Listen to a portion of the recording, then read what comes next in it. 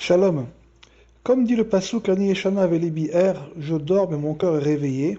Kol Dodi Dofek, c'est la voix de mon bien-aimé qui frappe. Donc il y a une chose qui est réveillée et une chose qui dort. Sur la chose qui est réveillée, on dit c'est mon cœur qui est réveillé. Pourquoi? Parce que le cœur, au sens simple, c'est le battement du cœur. Donc c'est quelque chose qui pulse. Et donc celui-là, même si on dort, il continue à fonctionner. Donc il est là.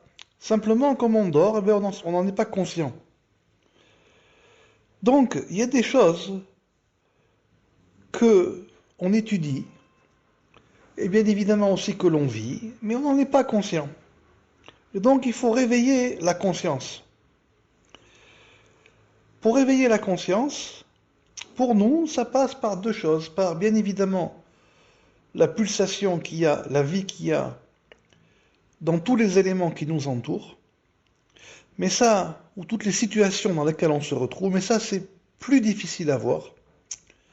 Et pour cela, pour pouvoir arriver à cela, il faut déjà commencer à réveiller les choses dans ce qui nous a été donné, tracé et guidé. À savoir dans l'étude de la Torah. Dans le Masechet Keritot, Daf 6a, Rav Mesharshia, il dit: étudiez vos leçons au bord de l'eau, elles feront leur chemin. Comme l'eau qui coule continuellement. Pourquoi? Parce que les commentateurs ils disent l'eau elle va et elle vient. Il dit juste avant, quand vous allez vous présenter devant votre maître pour vous instruire, commencez par réviser votre Mishnah, c'est-à-dire vos enseignements. Donc, il dit plusieurs choses dans sa braïta, j'en ai retenu deux. Premièrement, quand on se présente devant quelqu'un, on ne se présente pas comme la majorité des gens pensent, on va à un cours, le simple fait qu'on vient à un cours, c'est déjà bien. C'est pas comme ça. C'est pas ce qu'il dit ici. Il dit il faut réviser avant d'y aller. Ça veut dire il faut se mettre en mouvement, il faut être réveillé. Première chose. Deuxième chose, il dit quand vous étudiez, eh bien étudiez au bord de l'eau. Au bord de l'eau. Parce que l'eau, elle est en mouvement continuel et elle revient toujours. Donc, quand vous dites des choses au bord de l'eau, c'est comme si l'eau les portait et qu'elles vont tôt ou tard vous les ramener. Donc ça, j'ai fait exprès de vous ramener cette référence parce qu'elle est dans la Gemara. Et donc, vous voyez que cette manière de faire, elle est puisée dans les maîtres de la Mishnah et du Talmud. Vous allez me dire, mais quel rapport avec le Dofek ici? Quel lien?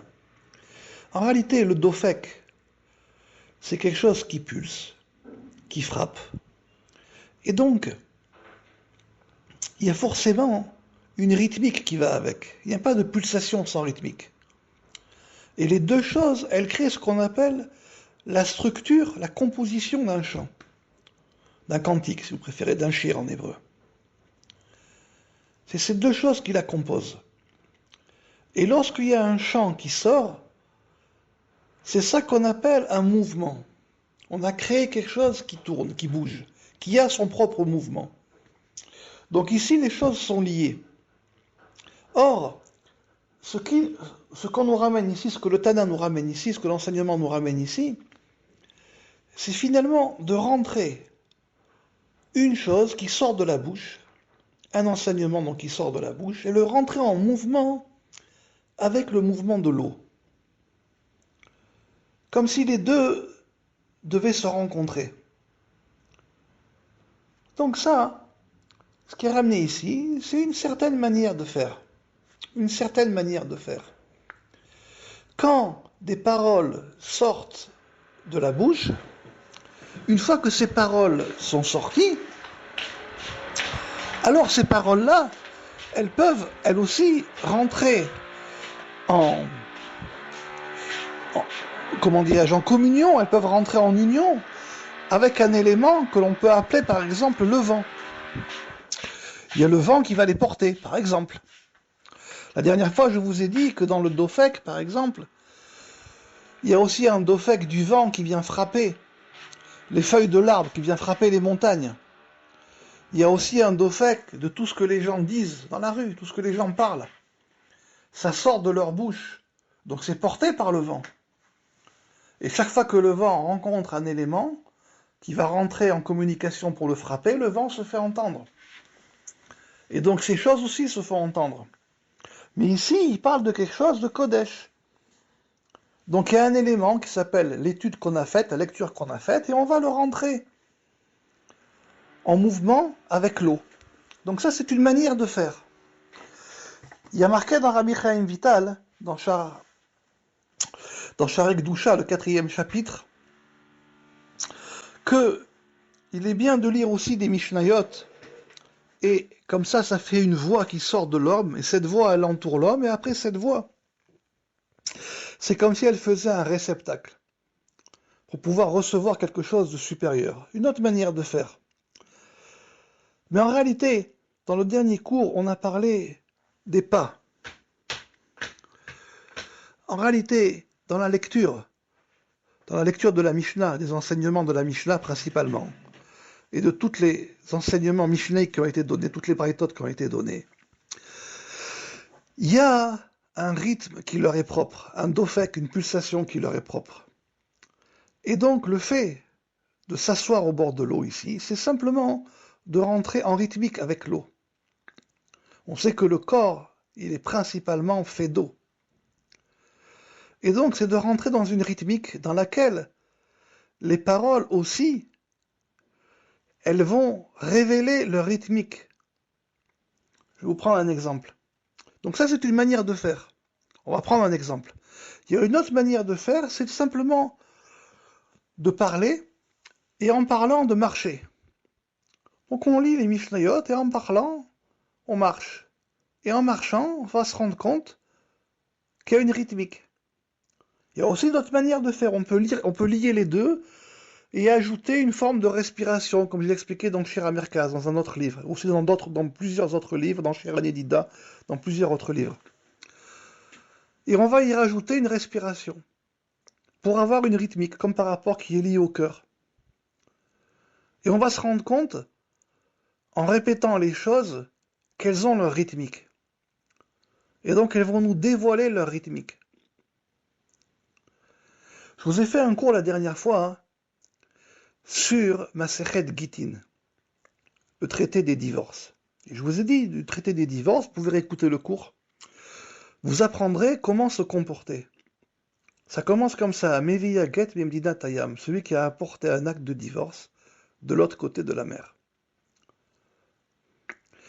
Donc, on peut le lire rapidement et indirectement ouvrir la Gemara pour savoir ce que la Gemara nous dit.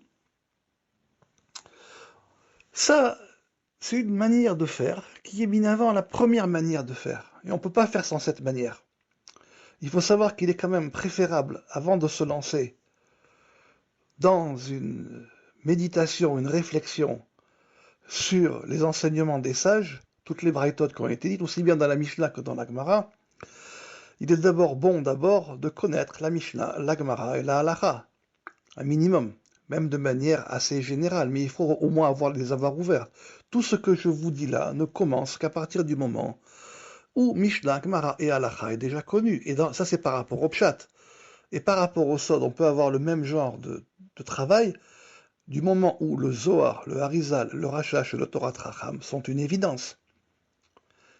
Tout ce que je vous ai dit sur le Dofek depuis le départ ne peut commencer qu'à cette condition.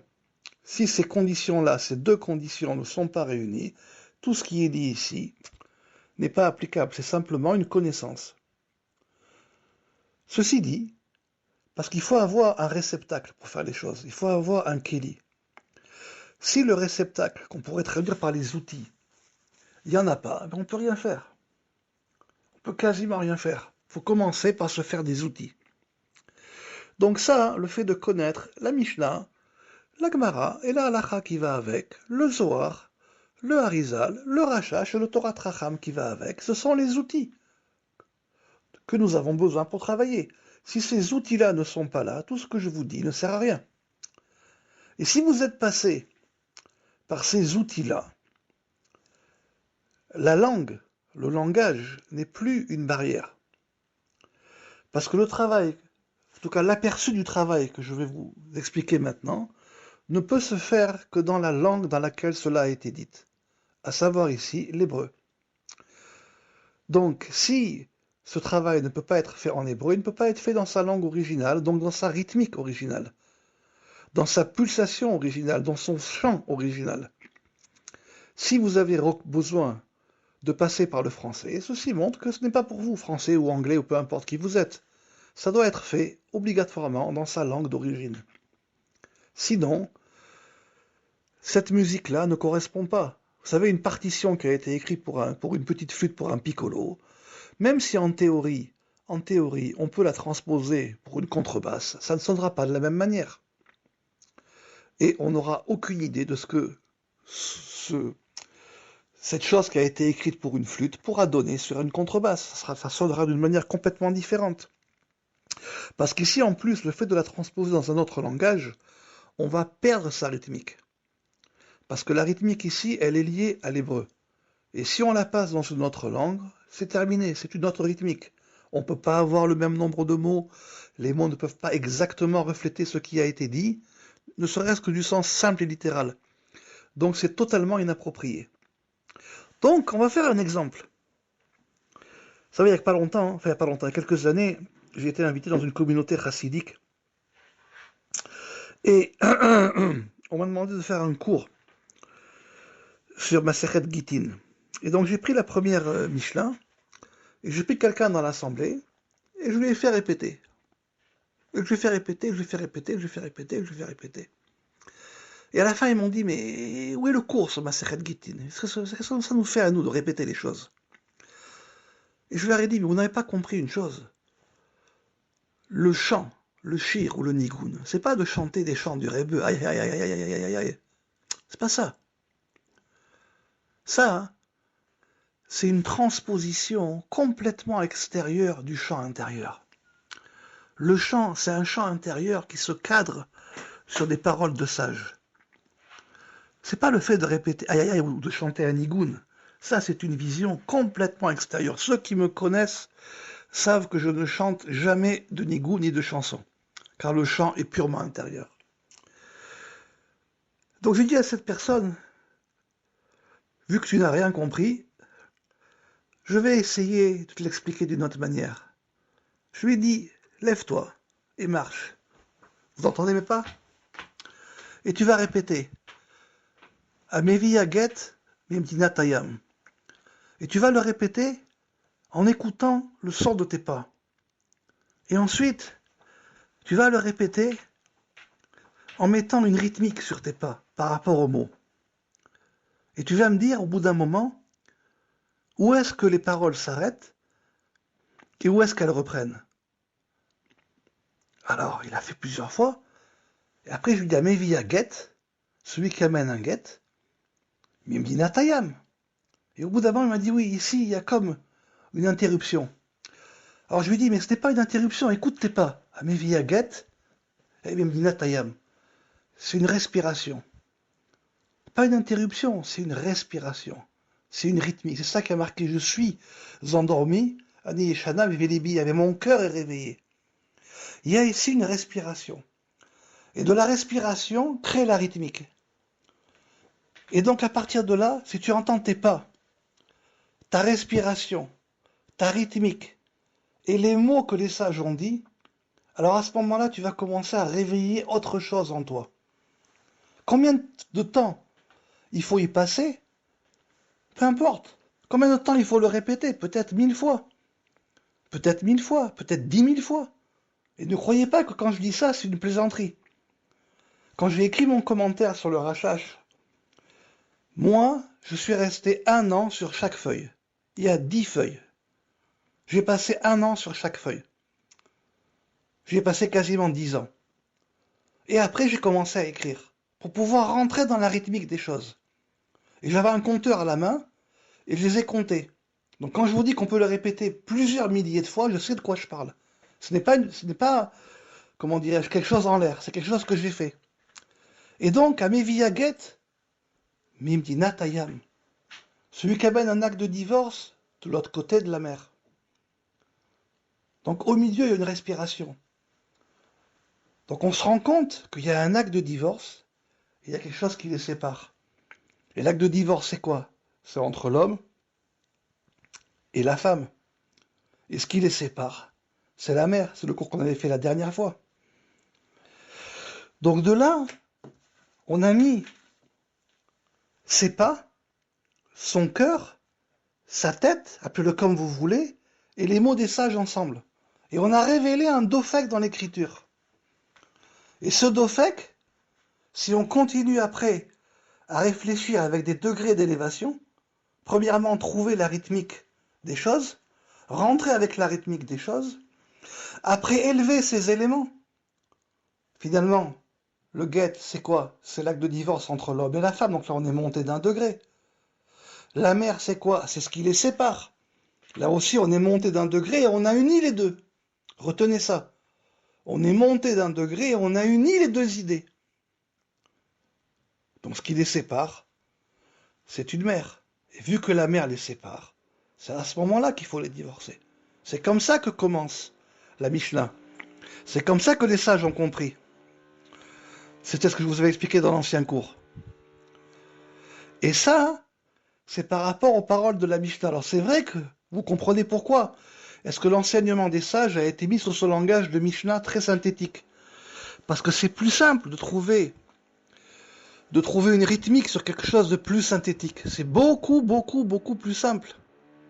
On pourrait voir finalement la Gemara comme une variation sur un thème. L'explication d'une variation aussi. Et ça sera un peu plus compliqué de trouver la rythmique là-bas. Mais on peut aussi la trouver. Donc voilà pourquoi la Mishnah a été rédigée ainsi. Mais non, si vous allez voir dans les paroles de la Torah, c'est parfois encore plus restreint, encore plus court. On va prendre un exemple. Lo tevachel gedi bechalav imo. Alors, bien évidemment, pour pouvoir le comprendre, on va le traduire en français. Tu ne feras pas cuire un chevreau dans le lait de sa mère. Si vous faites la même chose, avec les pas, avec la respiration et avec les mots, vous allez comprendre une chose. Lo tevachel gedi ne fera pas cuire un chevreau. C'est une étape. Une étape qui est liée au chevreau, à savoir à la viande. Ça aussi, on est monté d'un cran. Bechalavimo, dans le lait de sa mère. C'est lié au lait. Et aussi à sa mère, mais c'est lié au lait. Donc, ici, il y a un mouvement qui interdit la viande vers le lait. Donc, après la viande, on ne mange pas de lait. Mais si j'ai mangé du lait, après, en me rinçant la bouche, je peux manger de la viande. Vous voyez ici qu'il y a un mouvement. Il y a quelque chose qui indique une direction. Ce qui est interdit dans une direction va devenir permis dans l'autre. Donc il y a quelque chose qui tourne. Et sur ça, bien évidemment, il faudrait que je vous ouvre le commentaire qu'on a écrit sur Masechet Choulin. Donc vous voyez que cette pulsation, elle est partout. Elle est partout parce que l'odofek, c'est la vie. Et la vie, on l'a dans tout ce qui est vivant. Il est normal que le grand architecte qui nous a dévoilé son plan, à l'intérieur, il y ait une route qui est liée à cette vie. Et donc, le travail du Dofek, c'est ce que j'ai expliqué dans plusieurs livres, c'est un travail qui doit être une priorité absolue sur toutes les priorités. Si ce n'est pas une priorité absolue sur toutes les priorités, que dans la vie vous avez d'autres priorités, qui peuvent être tout à fait nobles, comme s'occuper d'une famille par exemple, et ainsi de suite, c'est très bien, mais ce travail-là n'est malheureusement pas encore fait pour vous. Pourquoi? Parce qu'il demande un investissement total, complet et global de toute la personne. Donc voilà pourquoi il doit être une priorité sur toutes les priorités. Ensuite, par rapport à cela,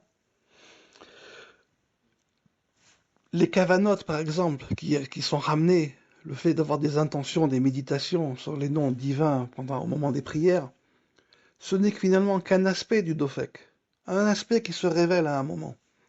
Le Dofek, il est partout. Il est partout. Il est partout. Il est dans l'air qu'on respire. Il est dans le vent, il est sur la terre, il est dans l'eau, il est dans le feu qu'on a à l'intérieur de nous, qui nous permet de pouvoir nous bouger, de pouvoir nous faire avancer. Il est partout.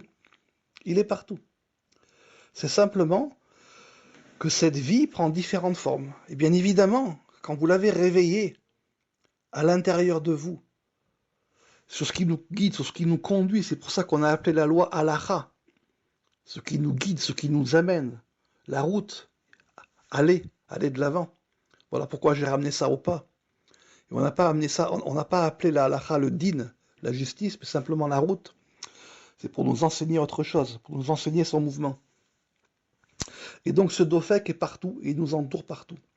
Si on arrive à le réveiller en nous, déjà par rapport à ce que tous les sages nous ont légué pendant plusieurs millénaires, alors à ce moment-là, on peut aussi arriver à le réveiller par un certain travail, comme celui que je vous ai dit. J'ai écrit d'autres livres sur ça pour expliquer le travail, pour le réveiller par rapport aux éléments et aux situations qui nous entourent et qui viennent à nous tous les jours. Mais ça aussi, c'est encore un autre travail. Mais quoi qu'il en soit, je terminerai avec ça. Il faut des outils pour travailler.